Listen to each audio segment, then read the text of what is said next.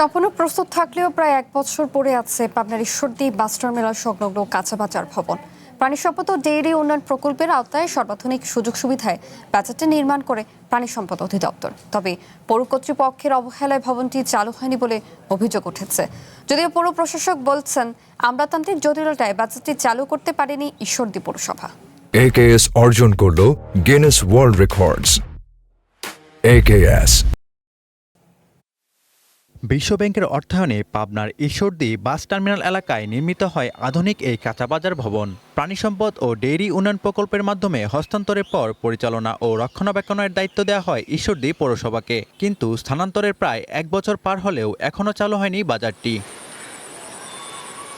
দীর্ঘদিন ব্যবহার না হওয়ায় ভবনের বিভিন্ন অংশে পড়েছে অযত্ন ও অবহেলার ছাপ। কোটি কোটি টাকা ব্যয়ে নির্মিত এমন আধুনিক অবকাঠামো পড়ে থাকায় ক্ষোভ প্রকাশ করেছেন স্থানীয়রা। উদ্বোধনও হয়েছে, হয়তো পৌরসভার থেকে কিছু অফিসার এসে উদ্বোধন করেছে, কিন্তু তারপর থেকে যে দোকানপাট বসবে, বাজার বসবে, এমন কোনো কিছু আমরা আসলে দেখি না। এত বড় একটা জিনিস বানায় রাখছে, কোনো কাজে লাগতেছে না মানুষের। ওখানে মানুষের যাতায়াতের সমস্যা, রাস্তার উপরে বাজার বসে, যার কারণে গাড়ি ঘোড়া নিয়ে চলাচলি করা যায় না। এখানে হলে অনেক ভালো হয়, কিন্তু এটা হবে হবে শুনতেছি, এখনো হয় না। উপজেলা প্রাণী সম্পদ কর্মকর্তা জানান, গত বছরের ডিসেম্বরেই ভবনটি নির্মাণ কাজ শেষে পৌরসভার কাছে আনুষ্ঠানিকভাবে হস্তান্তর করা হয়েছে। তাই এটি চালুর প্রাথমিক ও পরিচালনা সংক্রান্ত সকল দায়-দায়িত্ব এখন পৌর কর্তৃপক্ষের। ঠিকাদার প্রতিষ্ঠান এটা কাজটা বুঝিয়ে দেন এবং পৌরসভাকে এটা হস্তান্তর করা হয়।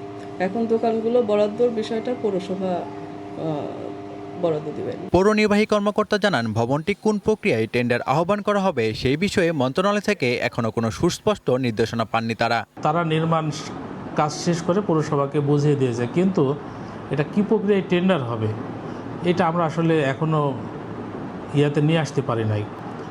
এখন এটা স্পেসিফিক যে এক্স্যাক্টলি যে বিষয়টা সেটা এখনো আমরা পাচ্ছি না। পানি সম্পদ অধিদপ্তরের কর্মকর্তার সঙ্গে আলোচনা হয়েছে, উনিও এটা আইডেন্টিফাই করার চেষ্টা করছে।